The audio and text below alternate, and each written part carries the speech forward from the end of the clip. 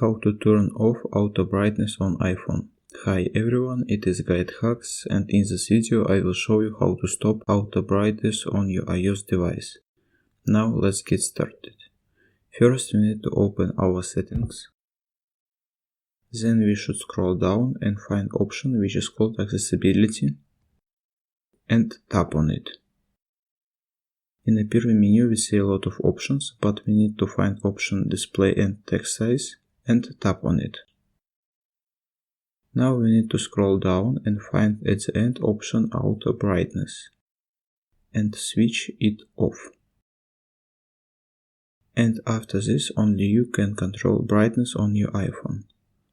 That's all, it was how to turn off auto brightness on iPhone. Thanks for watching. If you found this video helpful, we would appreciate if you subscribe to our GuideHacks channel.